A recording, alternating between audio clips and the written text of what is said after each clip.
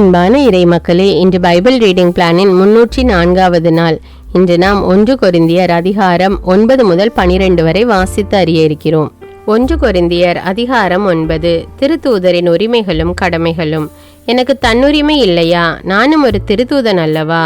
நம் ஆண்டவர் இயேசுவை நான் காணவில்லையா? நான் ஆண்டவருக்காக செய்த வேலையின் விளைவாகத்தானே நீங்கள் இந்நிலையில் இருக்கிறீர்கள். நான் திருத்தூதன் என மற்றவர்கள் ஏற்றுக்கொள்ளாவிடினும் உங்களுக்கு நான் திருத்தூதன் தானே. நீங்கள் ஆண்டவரோடு கொண்டுள்ள உறவே என் திருத்தூது பணிக்கு அடையாள சின்னமாய் அமைகிறது. இது குறித்து என்னிடம் கேள்வி கேட்போருக்கு எனது விளக்கம் இதுவே. உண்பதற்கும் குடிப்பதற்கும் உரியவற்றை பெற்றுக்கொள்ள எங்களுக்கு உரிமை இல்லையா? மற்ற திருத்தூதரும் ஆண்டவருடைய சகோதரரும் கேபாவும் செய்வது போல நம்பிக்கை கொண்டுள்ள மனைவியரை எங்களோடு அழைத்து செல்ல எங்களுக்கு உரிமை இல்லையா? பிழைப்புக்காக உழைக்காமல் இருக்க எனக்கும் பர்னபாவுக்கும் மட்டும்தான் உரிமை இல்லையா? யாராவது எப்போதாவது ஊதியமின்றி படைவீரராக பணியாற்றுவாரா? திராட்சை தோட்டம் போட்ட யாராவது அதன் பழங்களை உண்ணாதிருப்பாரா?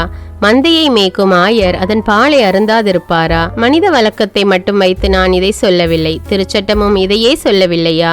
மோசேயின் சட்டத்தில் போரடிக்கும் ஆட்டின் வாயை கட்டாதே என்று எழுதியுள்ளதே. மாடுகளை பற்றிய கவலையினால் கடவுள் இதை சொல்கிறாரா? அல்லது எங்கள் பொருட்டு இதை சொல்கிறாரா? ஆம், இது எங்கள் பொருட்டே எழுதப்பட்டுள்ளது. ஏனெனில் தமக்கு பங்கு கிடைக்கும் என்னும் எதிர்நோக்குடன் உழுகிறவர் உழ வேண்டும், போரடிக்கிறவரும் அதே எதிர்நோக்குடன் போரடிக்க வேண்டும். நாங்கள் ஆவிக்குரியவற்றை உங்களிடையே விதைத்திருப்பதால் எங்கள் உடலுக்குரிய தேவைகளை உங்களிடமிருந்து அறுவடையாக பெற்றுக்கொள்வது மிகையாகாது அல்லவா? உங்களிடம் பங்கு பெற மற்றவர்களுக்கு உரிமை இருந்தால் எங்களுக்கு அதைவிட அதிக உரிமை இல்லையா? அப்படி இருந்தும் கூட நாங்கள் இந்த உரிமையை பயன்படுத்தி கொள்ளவில்லை. கிறிஸ்துவை பற்றிய நற்செய்திக்கு எத்தடையும் வராதவாறு எல்லாவற்றையும் பொறுத்து கொள்கிறோம். கோவிலில் வேலை செய்வோர் கோவில் வருமானத்திலிருந்தே உணவு பெறுவர். பீடத்தில் பணிபுரிவோர் பலிபொருட்களில் பங்கு பெறுவர். இது உங்களுக்கு தெரியாதா? அவ்வாறே நற்செய்தி அறிவிக்கிறவர்கள் அந்நற்செய்தியின் மூலமாகவே பிழைப்புக்குரியவற்றை பெற்றுக்கொள்ள வேண்டும் என்று நம் ஆண்டவர் பணித்திருக்கிறார். ஆனால் இவ்வுரிமைகளில் எதையும் நான் பயன்படுத்தி கொள்ளவில்லை. நான் அவற்றை பெற்றுக்கொள்ள வேண்டும் என்னும் எண்ணத்துடன் எழுதவும் இல்லை. அவ்வாறு பெற்றுக்கொள்வதை விட நான் சாவதே நல்லது. எனக்குரிய பெருமையை எவரும் அழித்துவிட முடியாது. நான் நற்செய்தி அறிவிக்கிறேன் என்றாலும் அதில் நான் பெருமைப்பட ஒன்றுமில்லை. இதை செய்ய வேண்டிய கட்டாயம் எனக்கு உள்ளது. நற்செய்தி அறிவிக்காவிடில் ஐயோ எனக்கு கேடு. இதை நானாக விரும்பி செய்தால் எனக்கு கைமாறு உண்டு. நானாக விரும்பாவிட்டாலும் இது என்னிடம் ஒப்படைக்கப்பட்டுள்ள பொறுப்பாக இருக்கிறது. அப்படியானால் எனக்கு கைமாறு என்ன? உங்களுக்கு எச்செலவுமின்றி நற்செய்தி அறிவிப்பதிலுள்ள மனநிறைவே அக்கைமாறு. நான் நற்செய்தி அறிவிப்போருக்குரிய உரிமையை கொஞ்சம் கூட பயன்படுத்தி கொள்ளவில்லை.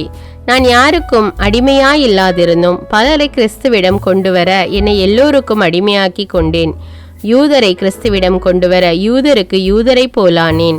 நான் திருச்சட்டத்திற்கு உட்படாதவனாயிருந்தும் திருச்சட்டத்திற்கு உட்பட்டவர்களை கிறிஸ்துவிடம் கொண்டுவர அச்சட்டத்திற்கு உட்பட்டவர் போலானேன். திருச்சட்டத்திற்கு உட்படாதவர்களை கிறிஸ்துவிடம் கொண்டுவர திருச்சட்டத்திற்கு உட்படாதவர் போலவும் ஆனேன்.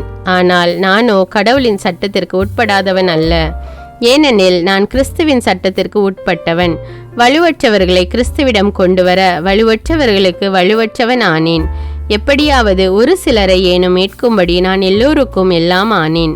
நற்செய்தியால் வரும் ஆசியில் பங்கு பெற வேண்டி நற்செய்திக்காக எல்லாவற்றையும் செய்கிறேன். பந்தய திடலில் ஓட வந்திருப்போர் பலர் ஓடினாலும் பரிசு பெறுபவர் ஒருவரே. இது உங்களுக்கு தெரியாதா? எனவே பரிசு பெறுவதற்காகவே நீங்களும் ஓடுங்கள். பந்தயத்தில் போட்டியிடுவோர் யாவரும் அழிவுறும் வெற்றி வாகை சூடுவதற்காக தன்னடக்க பயிற்சிகளில் ஈடுபடுவர். நாமோ அழிவற்ற வெற்றி வாகை சூடுவதற்காக இப்படி செய்கிறோம். நான் குறிக்கோள் என்று ஓடுபவரை போல ஓடமாட்டேன். காற்றை குத்துபவரை போல குத்து சண்டை இடமாட்டேன். பிறருக்கு நற்செய்தி அறிவிக்கிற நானே தகுதியற்றவனாக மாறிவிடாதவாறு என் உடலை அடக்கி கட்டுப்படுத்துகிறேன். 1 கொரிந்தியர் அதிகாரம் 10. சிலை வழிபாடு. சகோதர சகோதரிகளே, நீங்கள் ஒன்றை அறிந்திருக்க வேண்டும் என விரும்புகிறேன். நம் முன்னோர் அனைவரும் மேகத்தின் கீழ் வழி நடந்தனர். அவர்கள் அனைவரும் கடலை கடந்து சென்றனர். அவர்கள் அனைவரும் மோசேயோடு இணைந்திருக்கும்படி மேகத்தாலும் கடலாலும் திருமுழுக்கு பெற்றார்கள். அவர்கள் அனைவரும் ஒரே ஆன்மீக உணவை உண்டனர். அவர்கள் அனைவரும் ஒரே ஆன்மீக பானத்தை பருகினர். தங்களை பின்தொடர்ந்து வந்த ஆன்மீக பாறையிலிருந்து அவர்கள் பருகினார்கள். கிறிஸ்துவே அப்பாறை. அப்படி இருந்தும் அவர்களில் பெரும்பான்மையோர் கடவுளுக்கு உகந்தவராய் இருக்கவில்லை. பாலை நிலத்திலேயே அவர்கள் கொல்லப்பட்டார்கள். அவர்கள் தீயனவற்றில் ஆசை கொண்டு இருந்தது போல நாமும் இராதவாறு இவை நமக்கு ஒரு முன்னடையாளமாக நிகழ்ந்தன. அவர்களுள் சிலரை போல் நீங்களும் சிலைகளை வழிபடாதீர்கள். அவர்களை குறித்தே மக்கள் அமர்ந்து உண்டு குடித்தனர், எழுந்து மகிழ்ந்து ஆடினர் என்று மறைநூலில் எழுதப்பட்டுள்ளது. அவர்களுள் சிலர் பரத்தமையில் ஈடுபட்டனர். அதனால் ஒரே நாளில் 23,000 பேர் மடிந்தனர். அவர்களைப் போல் நாமும் பரத்தமையில் ஈடுபடக்கூடாது. அவர்களுள் சிலர் ஆண்டவரை சோதித்தனர், அதனால் பாம்பினால் கடிபட்டு அழிந்து போயினர். அவர்களைப் போல நாமும் அவரை சோதிக்க கூடாது. அவர்களுள் சிலர் முணுமுணுத்தனர், இதனால் அவர்கள் அழிவு விளைவிக்கும் தூதரால் அழிக்கப்பட்டனர். அவர்களைப் போல் நாமும் முணுமுணுக்க கூடாது. அவர்களுக்கு நிகழ்ந்த இவை அனைத்தும் மற்றவர்களுக்கு எச்சரிக்கையாக அமைகின்றன. இறுதி காலத்தில் வாழும் நமக்கு இவை அறிவுரையாக எழுதப்பட்டுள்ளன. எனவே தாம் நிலையாக நிற்பதாக நினைத்து கொண்டிருப்பவர் விழுந்து விடாதபடி பார்த்து கொள்ளட்டும். உங்களுக்கு ஏற்படுகின்ற சோதனை பொதுவாக மனிதருக்கு ஏற்படும் சோதனையே அன்றி வேறு அல்ல. கடவுள் நம்பிக்கைக்குரியவர். அவர் உங்களுடைய வலிமைக்கு மேல் நீங்கள் சோதனைக்குள்ளாக விடமாட்டார். சோதனை வரும்போது அதை தாங்கிக் கொள்ளும் வலிமையை உங்களுக்கு அருள்வார். அதிலிருந்து விடுபட வழி செய்வார். எனவே என் அன்புக்குரியவர்களே, சிலை வழிபாட்டை விட்டு விலகுங்கள். உங்களை அறிவாளிகள் என மதித்து பேசுகிறேன். நான் சொல்வதை குறித்து நீங்களே தீர்மானித்துக் கொள்ளுங்கள். கடவுளை போற்றி திருவிருந்து கிண்ணத்திலிருந்து பருகுகிறோமே, அது கிறிஸ்துவின் இரத்தத்தில் பங்கு கொள்ளுதல் அல்லவா? அப்பத்தை பிட்டு உண்ணுகிறோமே, அது கிறிஸ்துவின் உடலில் பங்கு கொள்ளுதல் அல்லவா? அப்பம் ஒன்றே, ஆதலால் நாம் பலராயினும் ஒரே உடலாய் இருக்கிறோம். ஏனெனில் நாம் அனைவரும் அந்த ஒரே அப்பத்தில் தான் பங்கு கொள்கிறோம்.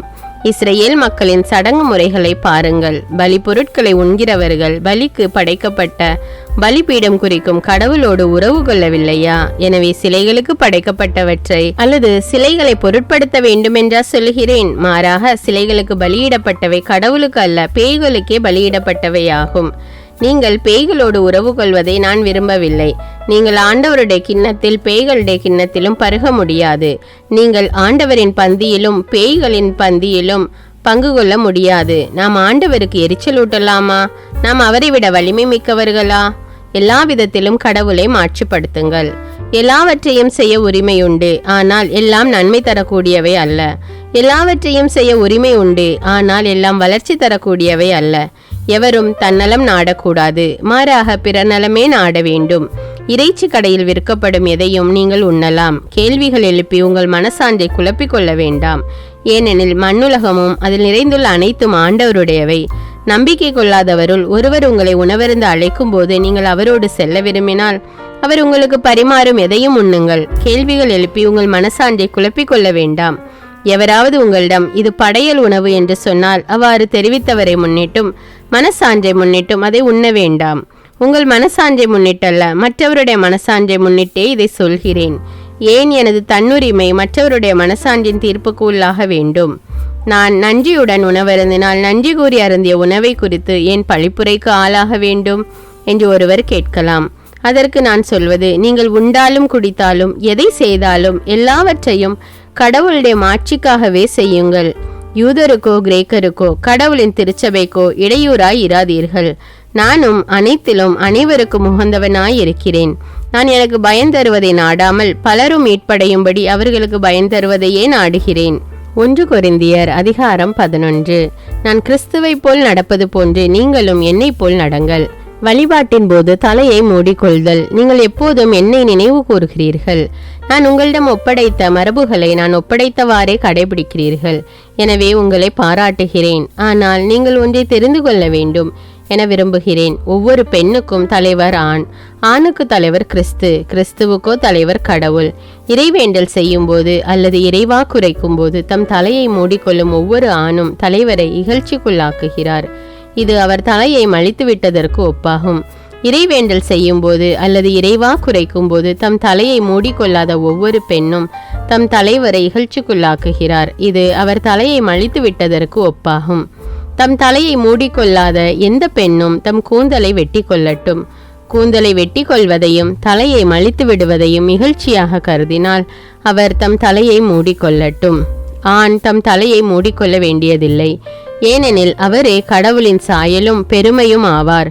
ஆனால் பெண் ஆணின் பெருமையாய் இருக்கிறார். பெண்ணிலிருந்து ஆண் தோன்றவில்லை, மாறாக ஆணிலிருந்தே பெண் தோன்றினார்.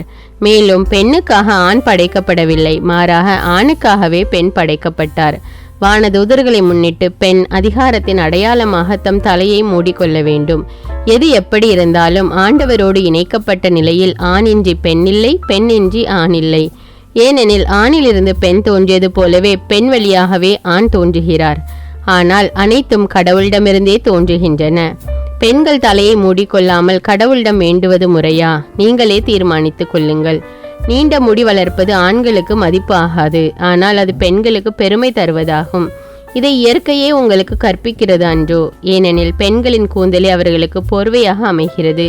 இதை பற்றி விவாதிக்க நினைப்போருக்கு நான் கூறுவது, இதை பொறுத்தவரை வேறு எந்த வழக்கமும் எங்களிடையே இல்லை, கடவுளின் திருச்சபைகளிலும் இல்லை. ஆண்டவரின் திருவிருந்து. இவ்வறிவுரைகளை கொடுக்கும் நான் உங்களை பாராட்ட மாட்டேன். ஏனெனில் நீங்கள் ஒன்று கூடி வரும்போது நன்மையை விட தீமையே மிகுதியாக விளைகிறது. முதலாவது, நீங்கள் சபையாக கூடி வரும்போது உங்களிடையே பிளவுகள் இருப்பதாக கேள்விப்படுகிறேன். ஓரளவு அதை நம்புகிறேன். உங்களிடையே கட்சிகள் இருக்கத்தான் செய்யும். அப்போதுதான் உங்களுள் தகுதியுள்ளவர்கள் யாரென வெளிப்படும். இந்நிலையில் நீங்கள் ஒன்றாக கூடி வந்து உண்பது ஆண்டவரின் திருவிருந்து அல்ல. ஏனெனில் நீங்கள் உண்ணும் நேரத்தில் ஒவ்வொருவரும் தாம் கொண்டு வந்த உணவை மற்றவர்களுக்கு முந்தியே உண்டு விடுகிறீர்கள். இதனால் சிலர் பசியாயிருக்க வேறு சிலர் குடிவெறியில் இருக்கிறார்கள். உண்பதற்கும் குடிப்பதற்கும் உங்களுக்கு வீடுகள் இல்லையா? அல்லது கடவுளின் திருச்சபையை இழிவுபடுத்தி இல்லாதவர்களை வெட்கப்படுத்துகிறீர்களா? என்ன சொல்வது? உங்களை பாராட்டுவதா? இதில் உங்களை பாராட்ட மாட்டேன். ஆண்டவரிடமிருந்து நான் எதை பெற்றுக்கொண்டேனோ அதையே உங்களிடம் ஒப்படைக்கிறேன். அதாவது ஆண்டவராகிய இயேசு காட்டிக் கொடுக்கப்பட்ட அந்த இரவில் அப்பத்தை எடுத்து கடவுளுக்கு நன்றி செலுத்தி அதை பிட்டு, இது உங்களுக்கான என் உடல், இதை என் நினைவாக செய்யுங்கள் என்றார். அப்படியே உணவு அருந்திய பின் கிண்ணத்தையும் எடுத்து, இந்த கிண்ணம் என் இரத்தத்தால் நிலைப்படுத்தப்படும் புதிய உடன்படிக்கை, நீங்கள் இதிலிருந்து பருகும் போதெல்லாம் என் நினைவாக இவ்வாறு செய்யுங்கள் என்றார். ஆதலால் நீங்கள் இந்த அப்பத்தை உண்டு கிண்ணத்திலிருந்து பருகும் போதெல்லாம் ஆண்டவருடைய சாவை அவர் வரும் வரை அறிவிக்கிறீர்கள். ஆகவே எவராவது தகுதியற்ற நிலையில் இந்த அப்பத்தை உண்டால் அல்லது ஆண்டவரின் கிண்ணத்தில் பருகினால் அவர் ஆண்டவரின் உடலுக்கும் இரத்தத்திற்கும் எதிராக குற்றம் புரிகிறார். எனவே ஒவ்வொருவரும் தம்மையே சோதித்தறிந்த பின்பே இந்த அப்பத்தை உண்டு கிண்ணத்தில் பருக வேண்டும். ஏனெனில் ஆண்டவருடைய உடல் என உணராமல் உண்டு பருகுபவர் தம் மீது தண்டனை தீர்ப்பையே வருவித்துக் கொள்கிறார். இதனால்தான் உங்களில் பலர் வலுவற்றோராயும் உடல் நலமற்றோராயும் இருக்கின்றனர். மற்றும் பலர் இறந்தும் விட்டனர். ஆனால் நம்மை நாமே சோதித்தறிந்தோம், ஆனால் நாம் தீர்ப்புக்கு ஆளாக மாட்டோம். இப்போது ஆண்டவர் நம்மை தீர்ப்புக்கு ஆளாக்கினால் அது நம்மை தண்டித்து திருத்துவதற்கே. உலகத்தோடு நாமும் தண்டனை தீர்ப்பு அடையாதிருக்கவே இப்படி செய்கிறார். எனவே என் சகோதர சகோதரிகளே, உண்பதற்காக நீங்கள் ஒன்று கூடி வரும்போது ஒருவர் மற்றவருக்காக காத்திருங்கள். ஒருவருக்கு பசித்தால் அவர் தம் வீட்டிலேயே உணவருந்தட்டும். அப்போது நீங்கள் கூடி வருவது உங்களுக்கு தண்டனை தீர்ப்பை வருவிக்காது. மற்றவை குறித்து நான் வரும்போது அறிவுரைகள் தருவேன். 1 கொரிந்தியர் அதிகாரம் 12. தூய ஆவியார் அருளும் கொடைகள். சகோதர சகோதரிகளே, தூய ஆவியார் அருளும் கொடைகளை குறித்து பார்ப்போம். அவற்றை பற்றி நீங்கள் அறிந்து கொள்ள வேண்டும் என்பதே என் விருப்பம். நீங்கள் பிற இனத்தவராயிருந்த போது ஊமை சிலைகள் பால் ஈர்க்கப்பட்டு தவறாக வழிநடத்தப்பட்டீர்கள் என்பதை நீங்கள் அறிவீர்கள். கடவுளின் ஆவியால் ஆட்கொள்ளப்பட்டு பேசும் எவரும் இயேசு சபிக்கப்பட்டவர் என சொல்ல மாட்டார். தூய ஆவியால் ஆட்கொள்ளப்பட்டவர் என்று வேறு எவரும் இயேசுவே ஆண்டவர் என சொல்ல முடியாது. இதை நீங்கள் தெரிந்து கொள்ள வேண்டும். அருட்கொடைகள் பல வகை உண்டு, ஆனால் தூய ஆவியார் ஒருவரே. திருத்தொண்டுகளும் பல வகை உண்டு, ஆனால் ஆண்டவர் ஒருவரே. செயல்பாடுகள் பல வகையுண்டு, ஆனால் கடவுள் ஒருவரே. அவரே எல்லாரிடமும் எல்லாவற்றையும் செயல்படுத்துபவர். பொது நன்மைக்காகவே தூய ஆவியாரின் செயல்பாடுகள் ஒவ்வொருவரிலும் வெளிப்படுகிறது. தூய ஆவியார் ஒருவருக்கு ஞானம் நிறைந்த சொல்வளத்தை அருள்கிறார். இன்னொருவருக்கோ அதே ஆவியார் அறிவு செறிந்த சொல்வளத்தை அளிக்கிறார். அதே ஆவியார் வேறொருவருக்கு நம்பிக்கையை அருள்கிறார். அந்த ஒரே ஆவியார் மற்றொருவருக்கு பிணித்தீர்க்கும் அருள் கொடையையும் அளிக்கிறார். தூய ஆவியார் ஒருவருக்கு வல்ல செயல் செய்யும் ஆற்றலையும், இன்னொருவருக்கு இறைவாக்குரைக்கும் ஆற்றலையும், வேறொருவருக்கு ஆவிக்குரியவற்றை பகுத்தறியும் ஆற்றலையும், மற்றொருவருக்கு பல்வகை பரவச பேச்சு பேசும் ஆற்றலையும், பிறிதொருவருக்கு அப்பேச்சை விளக்கும் ஆற்றலையும் அருள்கிறார். அந்த ஒரே ஆவியாரே இவற்றையெல்லாம் செயல்படுத்துகிறார். அவரே தம் விருப்பம் போல் ஒவ்வொருவருக்கும் இவற்றை பகிர்ந்தளிக்கிறார். உடலும் உறுப்புகளும். உடல் ஒன்றே, உறுப்புகள் பல. உடலின் உறுப்புகள் பலவாயினும் உடல் ஒன்றாயிருப்பது போல கிறிஸ்துவும் இருக்கிறார். ஏனெனில் யூதரானாலும் கிரேக்கரானாலும் அடிமைகளானாலும் உரிமை குடிமக்களானாலும் நாம் எல்லோரும் ஒரே தூய ஆவியால் ஒரே உடலாய் இருக்கும்படி திருமுழுக்கு பெற்றோம். அந்த ஒரே ஆவியை பானமாகவும் பெற்றோம். உடல் ஒரே உறுப்பால் ஆனது அல்ல, பல உறுப்புகளால் ஆனது. நான் கை அல்ல, ஆகவே இவ்வுடலை சேர்ந்தவன் அல்ல என கால் சொல்லுமானால் அது அவ்வுடலை சேர்ந்ததில்லை என்றாகிவிடுமா? நான் கண் அல்ல, ஆகவே இவ்வுடலை சேர்ந்தவன் அல்ல என காது சொல்லுமானால் அது அவ்வுடலை சேர்ந்ததில்லை என்றாகிவிடுமா? முழு உடலும் கண்ணாயிருந்தால் கேட்பது எப்படி? முழு உடலும் காதாயிருந்தால் முகர்வது எப்படி? உண்மையில் கடவுள் ஒவ்வொரு உறுப்பையும் தாம் விரும்பியவாறே உடலில் அமைத்தார். அவை யாவும் ஒரே உறுப்பாயிருந்தால் உடல் என ஒன்று இருக்குமா? எனவேதான் பல உறுப்புகளை உடையதாயிருந்தாலும் உடல் ஒன்றே. கண் கையை பார்த்து நீ எனக்கு தேவையில்லை என்றோ, தலை கால்களை பார்த்து நீங்கள் எனக்கு தேவையில்லை என்றோ சொல்ல முடியாது. மாறாக உடலில் மிக வலுவற்றவனவாய் தோன்றும் உறுப்புகளே மிகவும் தேவையானவையாய் இருக்கின்றன. உடலின் மதிப்பு குறைவான உறுப்புகள் என நமக்கு தோன்றுபவற்றிற்கே நாம் மிகுந்த மதிப்பு கொடுக்கிறோம். நம் மறைவான உறுப்புகளே மிகுந்த மதிப்பு பெறுகின்றன. மறைந்திராத நம் உறுப்புகளுக்கு அது தேவையில்லை. மாறாக மதிப்பு குறைந்த உறுப்புகளுக்கு மிகுந்த மதிப்பு கொடுத்தே கடவுள் உடலை ஒன்றித்து உருவாக்கினார்.